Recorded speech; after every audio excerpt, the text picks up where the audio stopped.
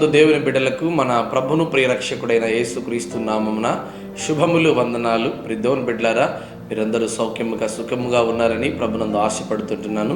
ఈ దినానికై దేవుడు ఏర్పాటు చేయబడిన వాగ్దానము కీర్తన గ్రంథము 146వ అధ్యాయము 7 చరణం. యెహోవా బంధింపబడిన వారిని విడుదల చేయును. దేవుని బిడ్డలారా, దేవాది దేవుడు తన వాక్కును బయలుపరుస్తున్నాడు. బంధింపబడిన వారిని దేవుడు విడుదల చేసేవాడిగా ఉన్నాడంట.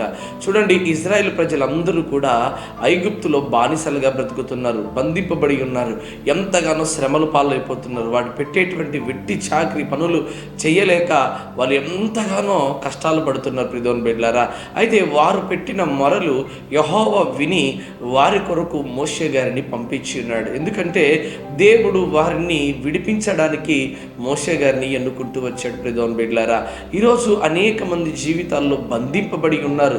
పాపానికి, శాపానికి, అపరాధమునకు, భయంకరమైనటువంటి చెడ్డ అలవాట్లకు బానిసలై దానిలో నుండి బయటికి రాలేక బంధించబడి ఉన్నారేమో. అయితే ప్రభు ఈ ఉదయకాలం ముందు నీతో మాట్లాడుతున్నాడు.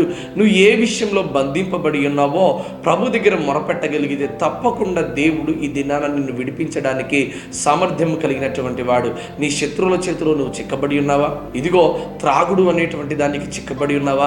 అనేక వ్యాపారాలకు, చెడ్డ బానిసలైనటువంటి కార్యములకు నువ్వు అలవాటు పడి బంధింపబడి ఉన్నావా?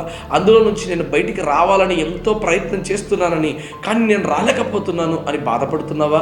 అయితే దేవుడు తప్పకుండా ఈ ఉదయకాలం ముందు నిన్ను విడిపించడానికి సిద్ధంగా ఉన్నాడు. ప్రియదేవుని బిడ్డలారా, ఈరోజు ఎంతోమంది జీవితాల్లో త్రాగుడుకు, జూదమునకు, భయంకరమైనటువంటి వాటికి బానిసలై బంధింపబడి ఉన్నారు. అయితే దేవుడు మాత్రం విడిపించగలిగిన వాడండి.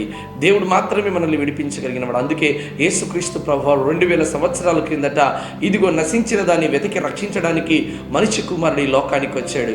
ఇదిగో ఆ యేసుక్రీస్తు ప్రభువారు ఎవరి కొరకు వచ్చాడంటే నీ కొరకే వచ్చాడు. బంధింపబడినటువంటి నీవు, చెరలో ఉన్నటువంటి నీవు, కష్టాలలో, కన్నీళ్లలో, దుఃఖంలో, వ్యాధలో ఉన్నటువంటి నిన్ను నా దేవుడు విడిపించడానికి వచ్చినాడు. ప్రియదేవుని బిడ్డలారా, అందుకే యెహోవా బంధింపబడిన వారిని విడుదల చేసేవాడంట. కట్టబడిన ప్రతి సంఖ్యలను దేవుడు విడుదల చేయడానికే ఈ లోకానికి వచ్చాడు.